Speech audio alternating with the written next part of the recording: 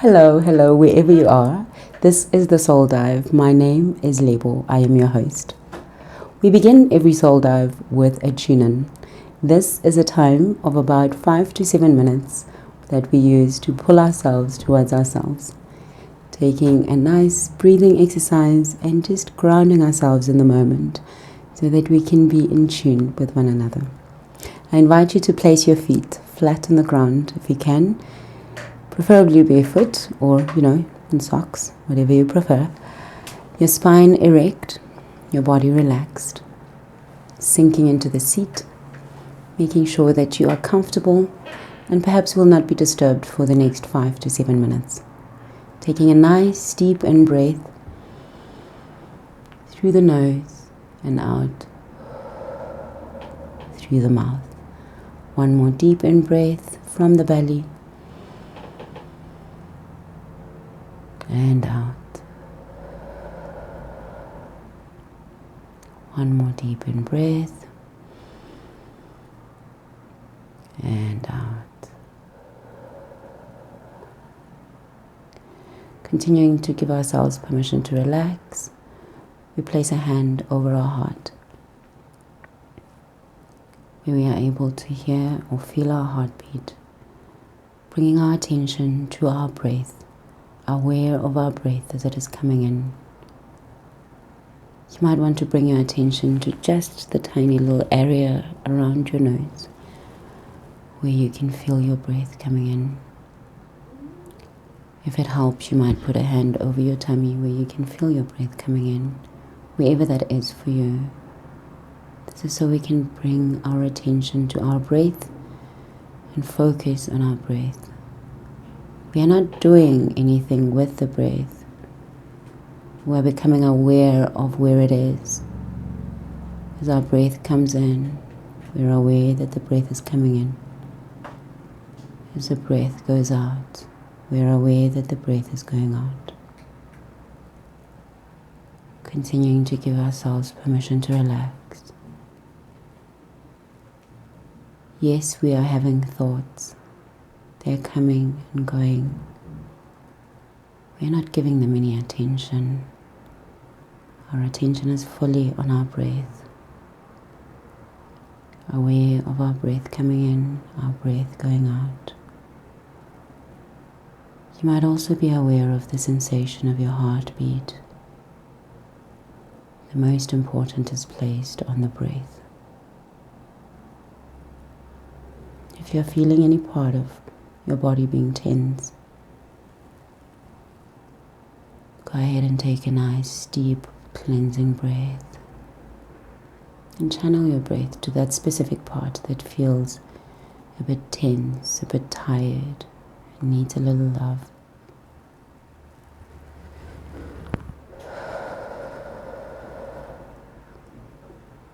And breathe out intentionally, bringing our attention back to our breath.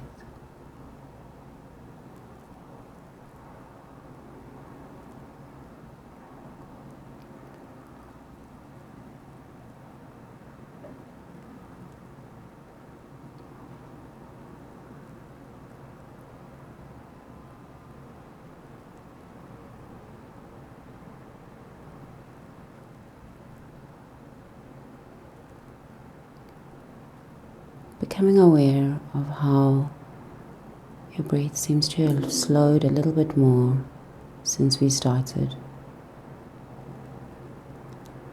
and realizing that this is because of the awareness you have brought to it. I invite you to silently or out loud say these words with me. May I be peaceful. May I be happy. May all beings be peaceful. May all beings be happy.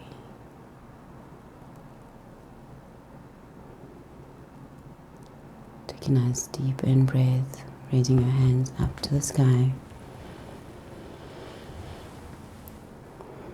Bringing the hands back down, palm to shoulder. Giving yourself a nice squeezy hug. And smile at yourself for taking this moment to love yourself in this way. Let us know for ourselves and for each other that we can always take a moment in this way to give ourselves just a little bit of love.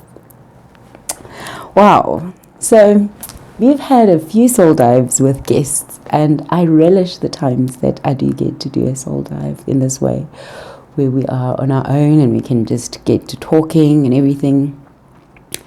Sometimes we cannot go live, so we record the soul dive so that we can post it for you. But please, I beg of you, comment, interact with us. I watch the comment section, the chat section on YouTube as well closely, and will interact with you. I would love to hear from you, how you're experiencing us and what maybe you'd like us to talk about as well. Today I want to let's talk about manifesting from the heart. This is something that has come up to me a couple of times in the past few days. People have asked me. Now, you may know that I'm a heart intelligence coach, and that may just be why people ask me this. But it may also just be because I've been practicing a lot more in that area, in my area of work. So that may just be it. I don't know. But I felt that it's important to talk about that, but I'm going to take a tiny little twist and relate it to some of the conversations that we have had with some of the guests that we have seen. Just when we talk about the guests that we've talked to have really been around entrepreneurship, and we've talked, about how business works for them and how their soul is expressed as a function of business, or in fact, how their business is an expression of, winter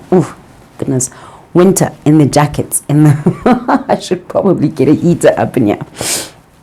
How there is no separation between the person, their home, their health, their business, their work. All of those things are part of the person, a part of full expression. In a Western way of thinking, we like to think and compartmentalize things.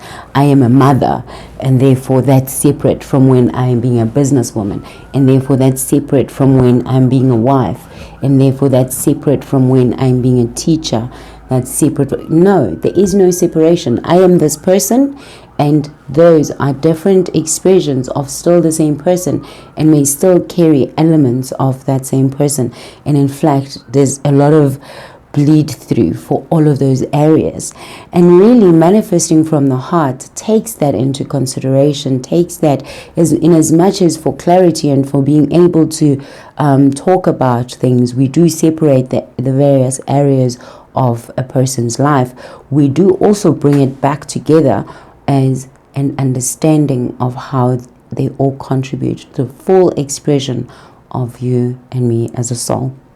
So one thing off the bat that I actually was able to experience with these interviews with entrepreneurs that we've spoken to is that by no accident we were talking to entrepreneurs that are finding unique expression in their work, choosing businesses that they feel deeply in their hearts as solutions that they bring about to the world, solutions that they felt the problems very deeply for, and therefore found very easy to intuitively know when it is actually working as a solution. And that is actually a very important thing when it comes to manifesting from the heart. So I just want to give it a bit of a definition so that we are on the same page. So manifesting from the heart is really about recognizing that where we have the mind being an electrical field, our thoughts being electrical in nature, requiring information and skills and those numbers, skills, information, things that we can quantify and identify and see and touch and all of that. The heart speaks to the magnetic things that are of energy, of feeling, of more of a nature that cannot necessarily be physically touched, but certainly has a huge impact. So manifesting from the heart is about bringing the two together. It's about living with that electromagnetic field being your full expression. So the electromagnetic field requires the electro and the magnetic to come together. And that's what manifesting from the heart is. It's not about saying, oh no, go ahead, live by your intuition only. No, your intuition still requires that there be some skill, that there be some information, that there be some technical information and knowledge that you have. But add to that the fact that you then know when to apply it and how to apply it and things like that. That takes the intuitive side, the magnetic side, the energetic side. And that is what this is about. When we are talking about the soul dive and talking to entrepreneurs, we are looking for that scarlet thread, that golden thread that is expressed by an entrepreneur that has some practices that allow them to vibrate in their heart at a level that maintains a certain creativity and output that allows them to use their skills and knowledge and all the technical resources available to them in a way that manifests their heart vision. You see, that's what we were looking for all along, because these things are an example that is difficult to see in someone when you engage them in a conversation that is purely about the academics of how they're actually doing what they're doing. Because it's so easy, and we get so tied up in all the things that are in books about how to do certain things, but often forgetting that the things that are really the difference maker, the things that really move the needle, are not so easy to articulate all the time, because they aren't really measurable so much. And a lot of times in robust business settings, there's that whole thing that if you cannot measure it, does it even exist?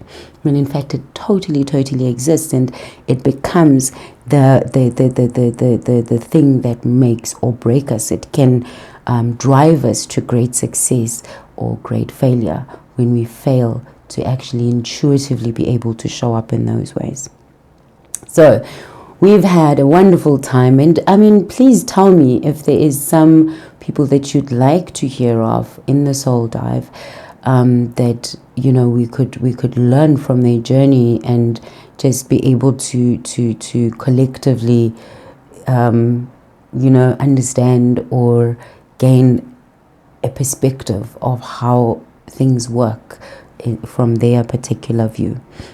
Because there is there is something that happens when we have an awareness. Once we have an awareness about something, then it makes it possible for us to practice it in our own lives.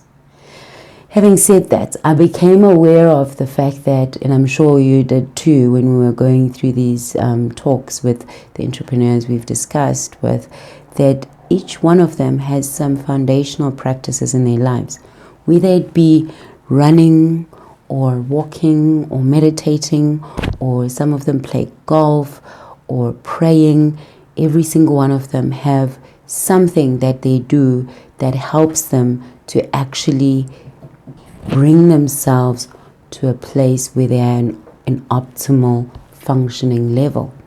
And that's not speaking to productivity more than it is speaking to the ability to hear themselves actually think, to hear themselves put together a plan, to be able to put together their skills, their information, their knowledge, and their intuition, and pull it together for an actual action. And a lot of times when we talk about things like this, it's tempting to think that only healers and creative people need to actually lean on their heart. Only healers and creative people need to manifest from the heart.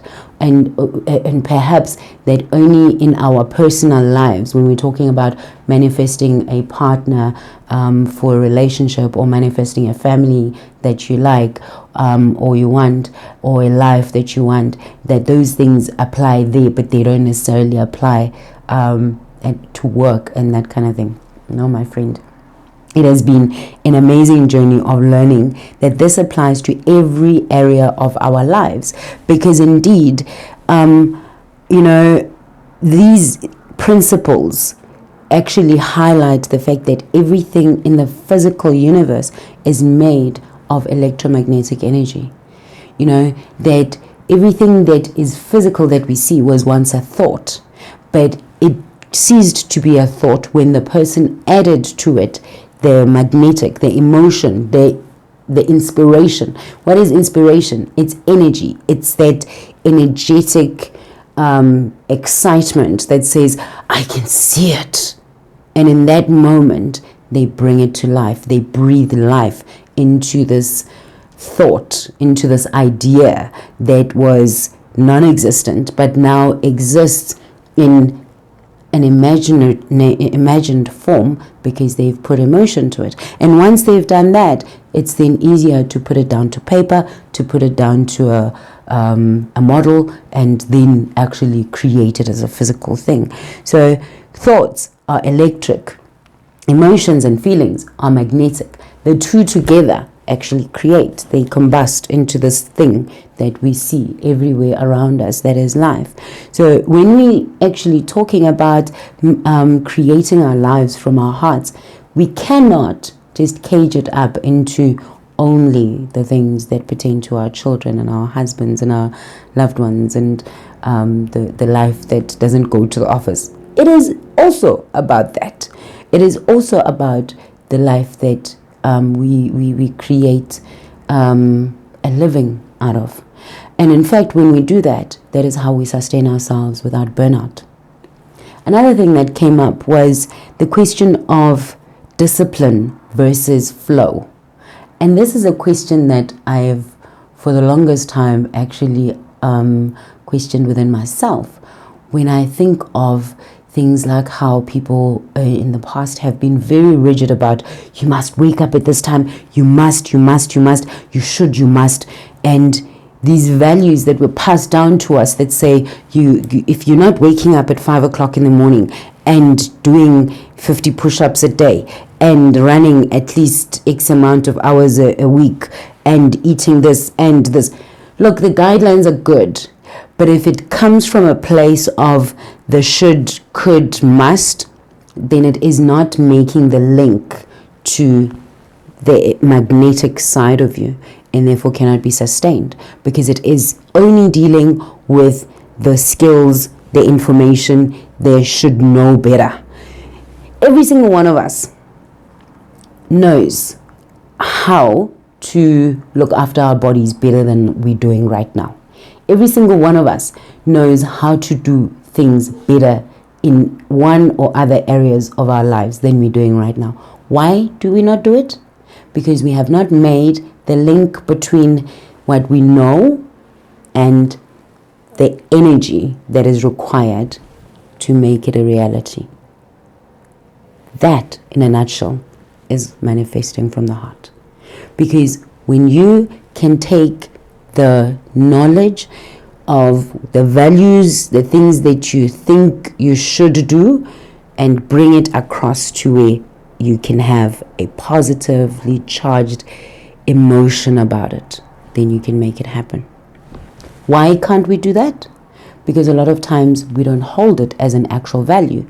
We hold it as somebody else's value, as an informed value, as propaganda that somebody else told us, as something that is external from us, that we label with words like should, must, and we have distancing language to it.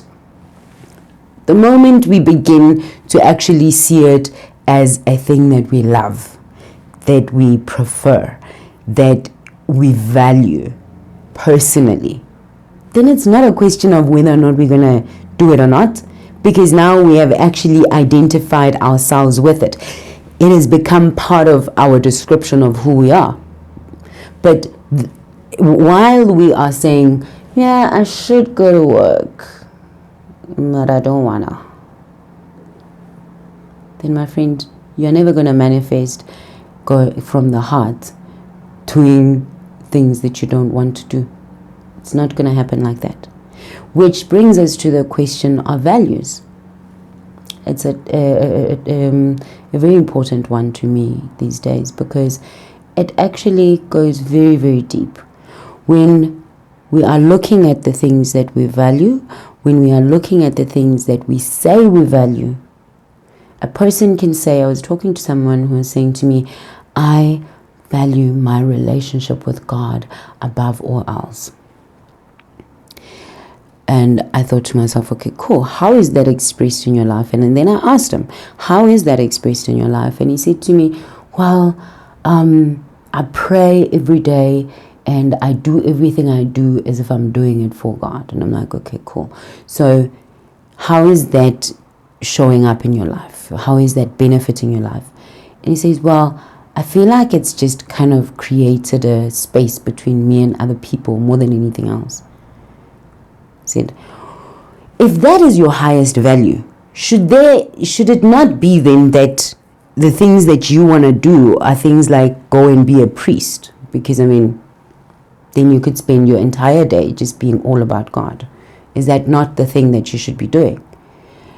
No, because I want to be living a normal life, but my highest value is God in my life. It is tempting to articulate our values as a pie in the sky kind of thing. They're not. They're very much here. Me, for instance, you will never get me to go and run on a treadmill. It's not going to happen. It's just not going to. I don't value that. But give me a tune, half a song, 2 bars is enough. I am jiving. I cannot dance, but I am jiving. I'm getting down with my bad self for that song. That's exercise I can do. I don't even think of it as exercise. So I may value fitness, but I don't value gym. As a matter of fact, I don't value fitness. I value fun. I value joy. So it may end up at the same thing, but the value that actually sponsors it is totally different. I have an emotional attachment to joy. I have an emotional attachment to music. I have an emotional attachment to movement. For me, that holds a lot more value. Where for somebody else, the act of actually just physically knowing that they're working on their body and they climb a treadmill actually has a value. For me, it doesn't. I will dance for a song just because it came on, because I value music, right? So that is how we get our heart to manifest, by knowing first and foremost, what do we naturally value? What are we attracted to without trying, without thinking, without anything? Like before we could walk, what were we preferring? Before we could articulate it with words. Because those are the things that continue to drive us. As a matter of fact, those are the breadcrumbs in our lives that will help us to identify what our purpose is, and therefore what the vision we are able to manifest from our hearts is. This is why it's become such an amazing thing to be able to see in these entrepreneurs that we spoke to, that every single one of them seems to have had such a huge emotional attachment to the thing that they ended up choosing as a business to run. If I think of Uzinhle, she talks about how she fell sick at some point, and then now she runs a wellness farm where people can go to find bliss, to actually take time away and be coached and helped to create and craft lives that can help them to be more sustainable within themselves and to live a joyful life, a fulfilled life. I think about Usiv and how he was talking about how his mom and his grandma brought him into the fold around the family's finances and when they would borrow and the rise and fall of his family's finances and how it's handled at home and all of that. And then it's no secret he's now in the financial industry, bringing financial services to people who match the description of his mom and his grandma. So these are values that became ingrained in him. He doesn't have to read a book to know how it's going to affect Ukoko Dlamini if he brings a service that allows her to be able to buy milli meal, sugar, and these staple products on a monthly basis, because it's part of his lived experience. These are examples of how life, love, business, spirituality, all of it wraps into who we are, who I am as a single person, as a person embodies who I am as a person and becomes full expression of who I am. So when we cannot reconcile what we envision as being our purpose to the things we care about, we are not going to be able to manifest them from our hearts. When we cannot reconcile what we hope to do with our lives as work, as being part of what we envision for our day-to-day expression, it cannot be sustainable. Yeah. I could talk so much more about this, but I really love how these things are unfolding, and I do hope that you come on this journey with us, because we hope to bring more people to the Soul Dive that will help us to unpack how to create awareness, connection, and harness the energy of our lives to create lives that are fulfilling, to create lives that we take joy in, that we are proud of, and that we can be citizens of a world that we participate in joyfully. You know, there is this whole thing in life that is manufactured. We all experience this shortage, and that everyone wants the same thing. No, everyone doesn't want the same thing. At the core of it, people want different things by virtue of being different. So this is a call to say, delve into who you are. Every characteristic that makes up who you are is a breadcrumb of what you are capable of and what you are able to manifest in your life. And it's so different from anybody else, purely because you yourself are so different from anybody else. If you are able to find a carbon copy of yourself, then that's a miracle in itself. But the fact that you can't find a carbon copy of yourself means that you are capable of manifesting from your heart such a unique, amazing life that fulfills you, that gives you great pride, and that has you showing up in your life in a unique and amazing way. I have a few announcements, and I want to ask you only one thing. This is my call to action for you for this show. I'm asking you, what would you love to create in your life? Please, please, please, if you have watched this far, make a comment right here. If you feel like you don't want it to be public, direct message me, that's okay. But write to me and tell me, what would you like to create in your life? It can be one line, it can be many lines. I would like to create ... What would you like to create in your life? All right?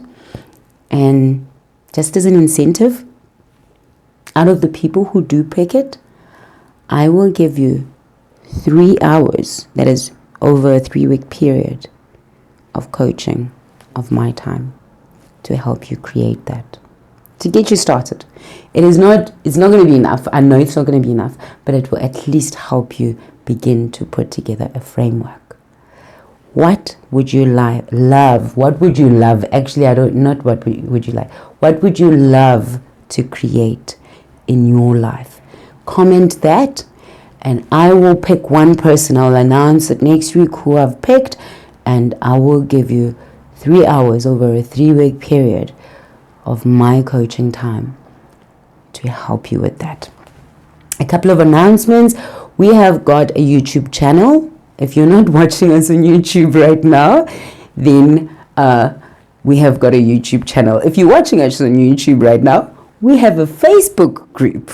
It is Soul Dive with Label on Facebook. Please join our group. That's where we also advertise our events.